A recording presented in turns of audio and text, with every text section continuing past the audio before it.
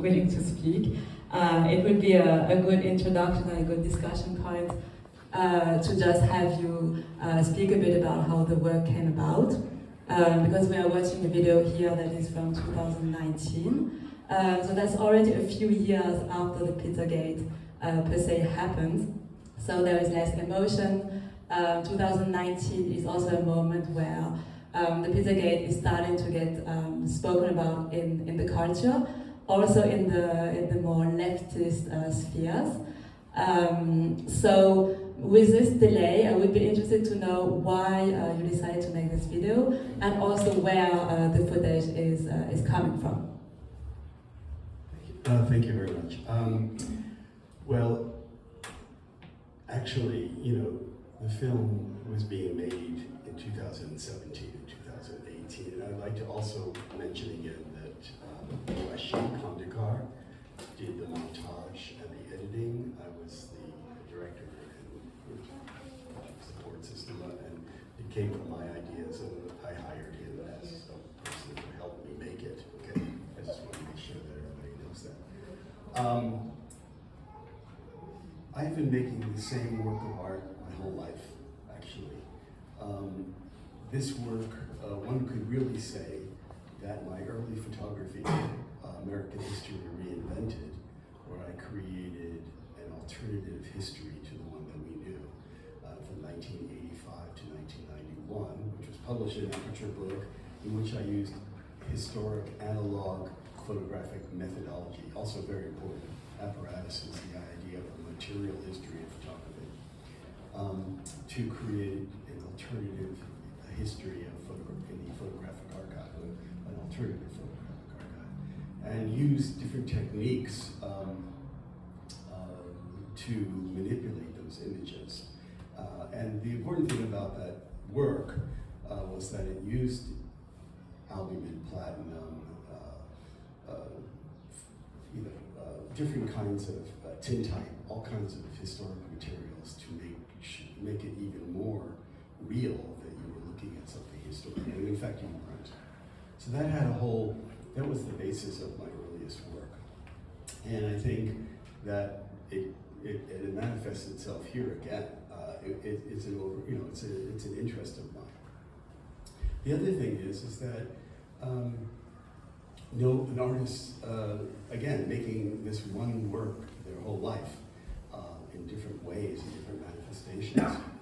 What happened here is that around 2010, so by the way, I'm a European artist in American skin. I don't consider myself an American artist, I consider myself a European artist. I've spent most of my career as an artist in Europe. Just wanted to say that, although I was born in America, I live there now, but anyway. And around 2010, I had been teaching at Goldsmiths College in London for 4 years, and then also during that time, I'd been doing an architecture PhD at TU Delft School of Architecture, and I put this book together called Cognitive Architecture from Biopolitics to New Politics. And at that time, I became aware of a number of people who were writing about things that were very pertinent to my work. I'm talking about Jean-Marie Boutin, I'm talking about Franco Berardi, I'm talking about Tony Negri, and I actually invited some of them, Maurizio Lazzarato, to my conference called Trans-Thinking the City, which then became the book, Cognitive Architecture, Biopolitics. So all of a sudden, I had a whole new grasp of, and a whole new vocabulary with which to understand all the things that I had been thinking before. But here, it was like an awakening. And I started writing and curating shows, but also very large talks and symposiums about what was called the psychopathologies of cognitive capitalism. The idea being that there was a unique set of psychopathologies that were caused by living in this world of cognitive capitalism, where the brain and the mind are the new factories of the 21st century. We're no longer proletarians working on the assembly line. We're cognitarians living in front of screens and creating data, and this data is just not passive but active, And it's actually, on one hand, affecting the architecture of artificial neural networks, but at the same time, affecting the neural networks of the brain. So there's this connection, yeah? So, I was, this film came out of a series of projects. It wasn't just one film, it wasn't just one project. The film was part of an exhibition and an installation called Pizzagate, From Rumor to Delusion, which I did in the Zwecka project space in 2019 Venice Biennale. And there was a large sculpture, which I think PRISKA showed you, which was called the Pizzagate Neon. And I can talk about Neon later if you want. And then there was a series of performances, one of which would be done on Friday night here at Maison Sujet, where I had been a resident. It's called Scoring the Tweets. So I had also, so I did this Scoring the Tweets. I'll explain why scoring is so important to my work. And finally there was this film. And they all were shown together, and they were all part of the same exhibition, and they all had little bits of parts to play in the theater and the dramaturgy of the exhibition. Yeah, so.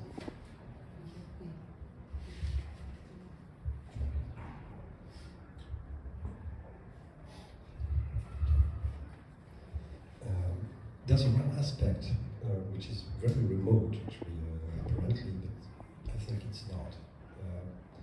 It's about the sound of this video.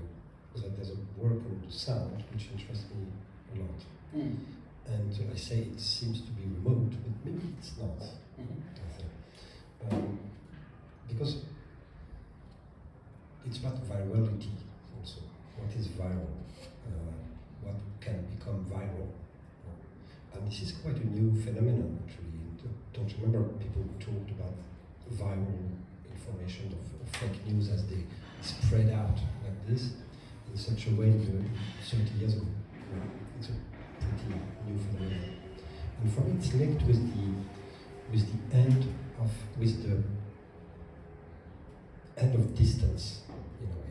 The idea of general collapse of the space and time, which is actually coming also from the fact that everything is today connected. A very simple constatation. But then you have something that disappears, which is the aura of something. That Walter Benjamin defined it as the unique apparition of something far away. That's the aura of something. As opposed to that, for me there is the Larsen effect. Larsen effect, or feedback effect in English, which is created by the proximity of two emitters. And so it's a sound that comes from the low distance, extreme, intense, I would say, intense proximity. And for me that's the sound of our times, to be honest, because the video mentions the idea of the echo chamber, for example, and that's exactly what we are talking about. It's also something that you can understand through the sound of this video. The echo chamber, the space as an echo chamber, meaning that there's no depth, there's no distance between things. And what we call the buzz, is what? It's a vibration, it's the insect actually vibrating, and actually also talks about the sound, that the space we're living in. And I wanted to ask you then about the way you conceived sound in this video, which is not the most important, of course, detail in the video. Actually, it's fundamental, and I'm so glad no one's ever asked me that question about the film, but it's actually fundamental to how I structured this. I mean, after all, I grew up at the time of Jimi Hendrix and feedback, the way that was used in rock and roll concerts. So feedback is a way of emancipation and eclipse, and a way of creating an alternative acoustic environment that is meaningful. How do you create meaning from sound landscapes that prior don't have meaning, and the history of the evolution of sound, like the history of the evolution of movement. Look at the way that ballet transformed movement, or breakdancing, giving the body new tools, new ways of moving that never could have been imagined. The same thing with sound. So it's an evolution. In my film, the most important thing is that the beginning and the ending of the way that the film is used, the way the sound is used. So this scoring the tweets begins the video, and what you're seeing is one of the 10 times that I performed scoring the tweets. Now, what I did is I basically found 176 different tweets that Donald Trump had made during the presidential election with Hilary Clinton. And don't forget, tweets was a very, very different way of reaching a public, a voting public, than never before. I mean, tweeting now you hear about it every day, but at that time it was a very, very unusual thing. The way that messages were given to the voters was through advertising on TV or through having interviews with newscasters. And this kind of broke down the fourth wall in a Brechtian way in the relationship of the politician to the spectator. And what happened is, I took these tweets, and I'm very much, I grew up with John Cage and, knowing about improvisation, Miles Davis. I was listening to Miles Davis when I was in high school. My brothers listened to Miles Davis. I was jazz, was a very important part of my early development. And I'm bringing that in through the scoring of the tweet, where I have these amazing improvisational musicians and vocalists performing my scoring the tweet, which were made by the tweets, but also if it's made out of a kind of a very immaterial Scotch tape material. So I took the music, books for writing down music. I cut the scales from that book, and then I photocopied them onto Mylar, and then I put them and sandwiched them in between Scotch tape. And then I used the Scotch tape to take things from the newspapers and, the Scotch tape transforming. So the whole thing became a story, a kind of non-linear story, which was played. And that was what begins the video. And then it also ends the video. But then in the middle, and why is that important? Because I'm an optimist and a romantic. I believe that art and scoring and improvisation is a way to emancipate the mind and the brain from the despotism of this new kind of psychopolitics. And I'm a romantic, so that's why I do that. But then on the other hand, you have this kind of grinding, weird, kind of strange, almost like an echo chamber, like you say, but that's the sound of the Matrix, or the coming Matrix, or the Matrix in its infantility, its infantile state. That noise, is that. It's the crying of the baby that makes no sense, but yet it makes sense. It disrupts. It's part of the, and that was the one more thing I'll say, because I want to hear more from you guys, and that is the whole film is really related to situationism and to Godard, because the film is a new way of looking at apparatus theory, not the apparatuses of cinema, which the situationists use so effectively in their films, which then was taken by Godard. Like, for instance, a black space in the film, or a showing at the beginning of Méprise, when Godard centers on the gaffer, the sound person, not looking at the film itself, but looking at the apparatuses of the film, and about the labor of the film. This film is very much based on that, except it's looking at the new forms of apparatuses that are part of the psychopolitical regime. Yeah, the clapper. Yeah. That was another percussive instrument. Yeah. Okay, so I'm so glad you spoke about tweets. because it's going to be a perfect transition with what I wanted to bring up. I'm going to speak from a way shorter perspective in time, which to me is already historical. And I wanted to speak about visual activism. So visual activism, which was defined as something quite new, something emerging with the whole social media sphere, the use of Twitter, the use of Facebook by activists. The reason that we are speaking about Twitter revolutions, Facebook revolutions as well. And this was a visual studies scholar, Nicolas Bourriaud, who wrote a book in 2010 and started studies about visual activism. And so he was saying that actually it was just like tweets were something very new for activists, for claiming a power, for claiming representation, for taking control over the narratives outside of legacy media. So this is true, it was something very new, a new affordance. But what was also new, if we look at the history of images, was the way that image was starting also to become a tool for all those activists. So in 2011, parallel to the tweets, you also had a Tumblr.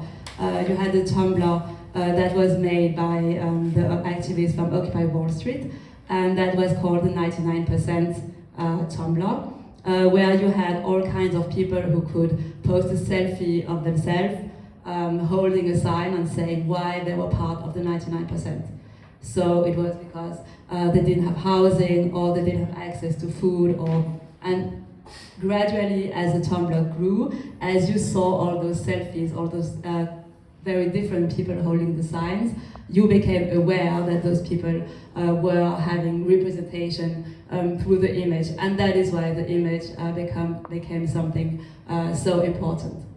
So I was very interested in the fact that you were bringing up tweets, because this is taking us back to maybe the beginning of this story that we can see in your movie, in the sense that what is coming at the end of the story, what is really closing this kind of short parenthesis in our recent past, is what is happening in 2016, is what is happening with the alt-right and with the Pizzagate. And I think the Pizzagate might have been one of the moments in history where a broad audience, even in France, people were becoming aware of the rise of the alt-right. I think it was really one of the defining moments, because it was so tied up to the elections in America, that people were starting to actually see this alt-right sphere that used to be hidden, that was hidden in message board, in 4chan, on Reddit, on all those kind of very dark part of the internet. So for me, what is interesting in your movie is really that it's weaving several regimes of the image, but of the viral image, of the social media image, starting from the more positive side of having this activist, Twitter, Facebook revolution, left activists claiming the image for themselves, for having a representation that they were deprived of before. So either by economic power, if we look at Occupy Wall Street, or dictatorial regimes, if we look at Arab Springs. So this is something that we have been seeing much more. We have books about it. It is something that is quite pleasant to read about. It is something where we already have many artworks that can teach us about this time. But what we see far less represented, that we see far less written about in our leftist spheres, meaning in the art world, basically in our culture world, is this other end of the same story, and is this moment where the alt-right is taking more, is claiming more space, and is starting to shape the world as we know it nowadays. So the world of fake news, the world of saturation, which I think is also an important visual strategy that I see in your film. The fact that what has replaced censorship, so what existed before 2010-11, is now a saturation. In the fact that you can't cut the internet like, I don't know, like the Turkish regime tried to do. You can't just cut internet access. But how can you spread, how can the government fight back And this is by saturation. This is by creating, amplifying all their alternative stories to drown out the stories by the activists.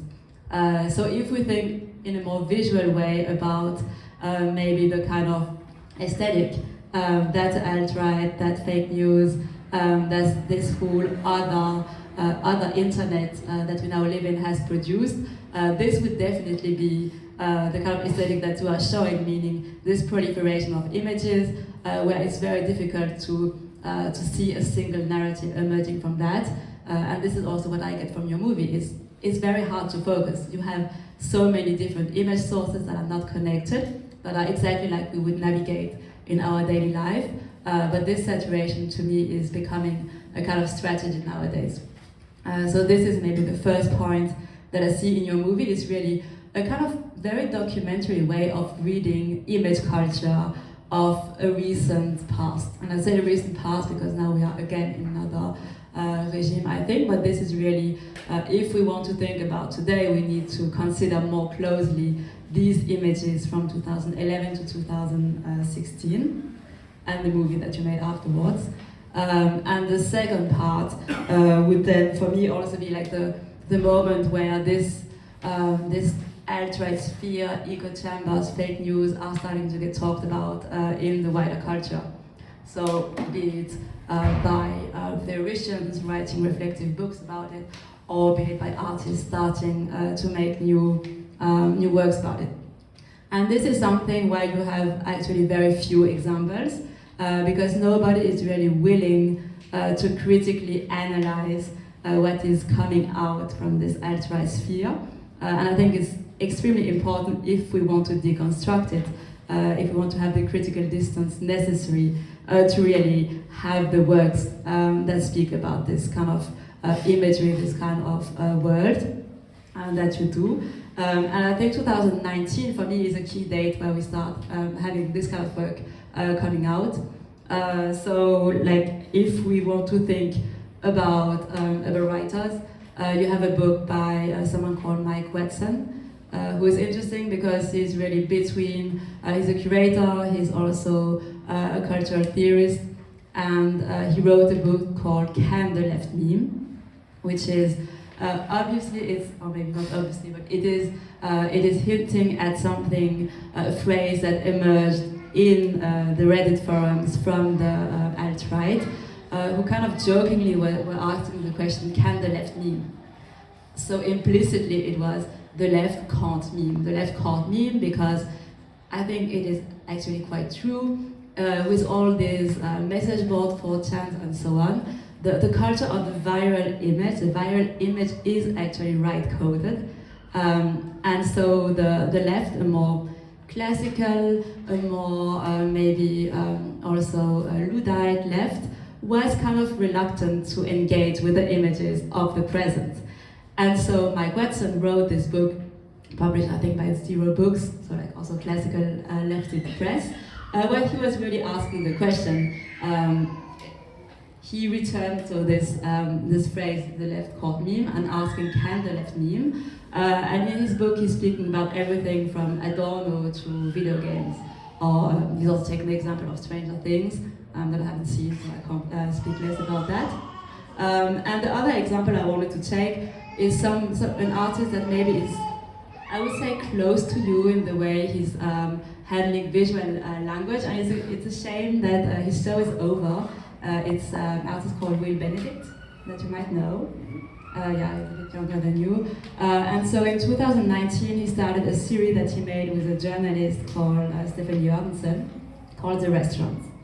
So this series called The Restaurant is something that he made with an investigative journalist, and that was filmed as if it was a news report, CNN or whatever American news report, with you have the, how to say, the red thing underneath, you know, like this, yeah. And so he started investigating some strange things that were happening in the world. He was going to visit restaurants, but the chief turned into an alien, or the sky was raining with dolphins. And I think you should have a look at it, because you are going to see he's also using images in the same way that you are doing it, kind of cut and piece.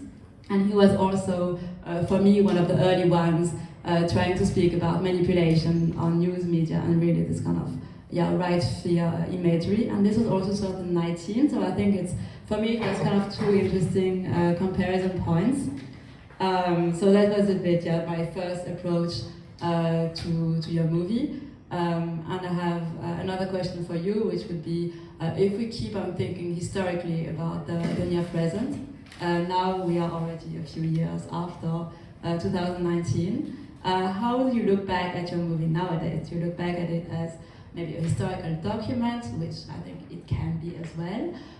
Do you look back at it as something that could evolve? How has your perception of your own movie evolved in this time, in very accelerated, separated as we're living in? Well, thank you very much for that explanation. For me, the premonition of this film was not really readily apparent to me when I made it. I did not realize how true, and I think it's more relevant today than when I made it. And the audience for this film is much greater, it's expanded. The use of these apparatuses have evolved and are much more sophisticated. For instance, deep fake, it's much more, even it brings it into a whole other level, right? Than fake news, the deep fake. And it's a video, for those who don't know about it, it's video material that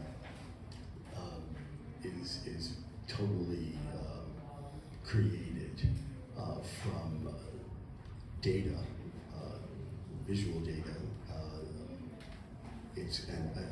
and completely fake videos are created based on this data, whether it's voice data or image data or whatever, to create a fake reality. That because we are spending more and more of our time in front of screens. So what happens is that the screen is becoming more important than the real in terms of shaping us and the process of transformational individuation. The kinds of these kinds of processes that Delusion has spoken about and others have spoken about. That subjectification is happening because we are glued to our screens, whether it's a handheld phone, mobile, or it's your laptop, or it's it's whatever. We're constantly negotiating. So these things like a deep fake has more importance than ever before, because if we weren't spending that much time, then who cares, The other thing so that's the first thing. The answer to your question is that I think I was not even aware that this video would have would be more truer today than it was when I made it, okay? Which makes me, the second part of your question, perhaps I will continue this and make a new video, a new film that takes off from this. I think it would be an interesting gesture. The other idea that you were talking about, which I found fascinating, was this kind of, you were alluding to, whether you use this term or not, a kind of visual, a despotism of visuality. What was quite interesting is that in my book, Cognitive Activism, which is a little different than visual activism, I kind of refer to not the society of the spectacle, but the consciousness industry. So I'm no longer seeing it as a visual or sensorial. It's not a problem with sensorium, although in a way it is a problem with sensorium, because of this intensity, this incredible,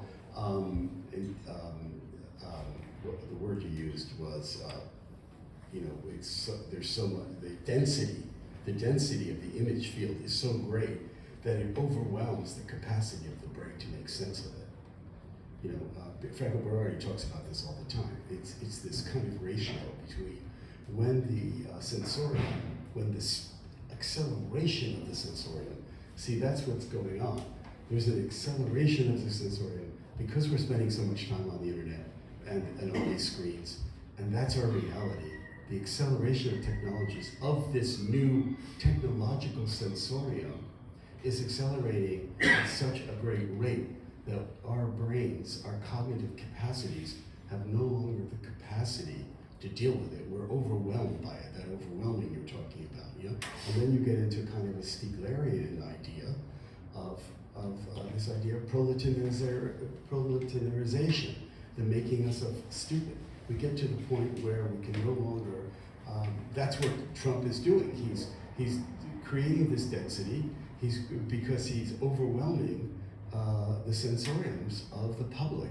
No one can keep up with what's going on, right? And then on the other hand, we have all these new technologies that are, whether because they're meant to do so or just a product of them, whether they're done with negative intent or positive or just by chance, they are abiding by those new principles and making them even more powerful. You know? And yeah, so I think we're in the consciousness industry, and all of these things you're talking about are part of the consciousness industry, and yeah, and maybe that's what I'll make my next film about. Well, two things you talked about which made me think. But you mentioned that it's absolutely true that the viral image is linked to the alt-right and to the right in general, I would say. And you actually insist on Godard shooting the beholder, showing, like Bertolt Brecht used to do in theater, for example, how the image is made. Where does it come from? What is a viral image? What is a fake news?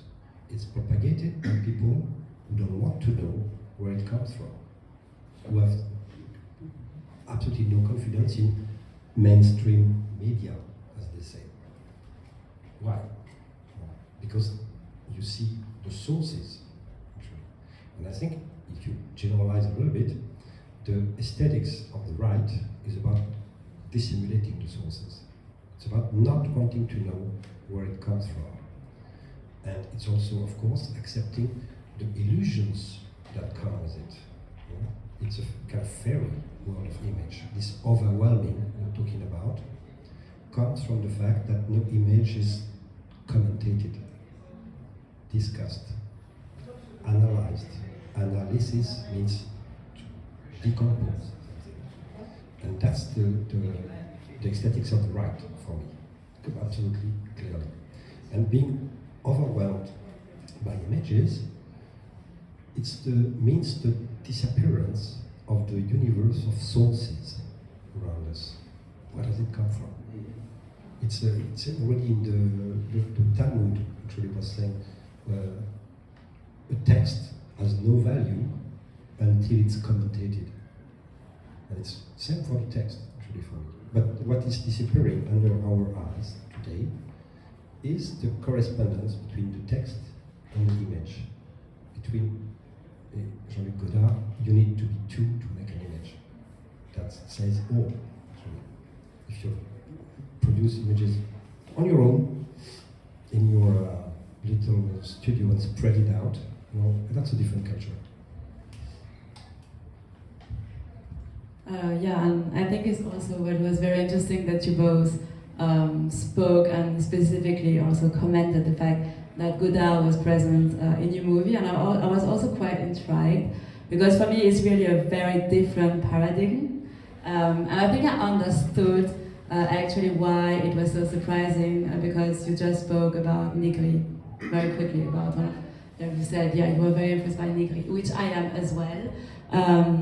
And I think we can contrast maybe the 20th century, let's say, or modernity in general, if we compare Godard. So this very conscious image, this very a kind of militant image telling you what you think and trying to make you think.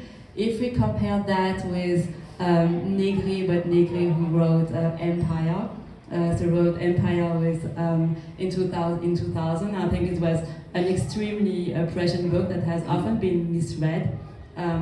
Because with Empire, many people thought it was a book of maybe still claiming space for subcultures, for a certain anti-globalist left. But what he understood was actually that there was no outside. I think it's a very early realization that there cannot be any outside of the field of capitalism, obviously. But what comes from there is also we cannot find a counterculture, we cannot find a refuge. For the left, we cannot find a kind of other kind of images as well, which also means that we all need to basically deal with this kind of image material. There is only ways to assemble them differently. Assemble, if I still keep speaking like Negri. There is only a way to piece them together differently. There is only a way to make a different collage with this kind of same image material, in the sense that there are no different images that we can find. If we want to be realistic, if we want to really think about the world, we can only think through the world. So I think this is a bit, to me, it's a key comparison point to really think Godard and Negri. It's really the 20th modernity and however you want to call it, but the world we're living in now, and that probably started in 2010 something or after the financial crisis. I think the big difference is can we stand outside of the image or not? And I think that we can actually go back also to Empire. Empire saying that there is no outside. If we want to think about AI nowadays, is exactly this. When you think about AI, it's a paradigm of an image where you cannot stand outside of it because it's just rehashing and not even collaging, but really, I can't say it in English, but making it even smaller, you can't even see the particles.